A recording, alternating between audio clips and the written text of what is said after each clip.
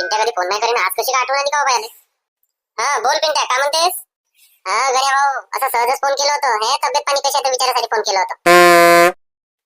बाप्पा कधी फोन नाही करेन, आज एवढी काळजी वाटून राहिली माझ्या तब्येतीची आले. काहीतरी दुसरा विषय आहे. हा पिंट्या भाऊ, तब्येत पाणी बरोबर आहे ना? का सगळंच बरोबर आहे? हो हो. पण कसा का फोन केलास? बहुत दिवसाला फोन केलास ना? काय नाही का मित्राला फोनही नको करू म्हणतेस?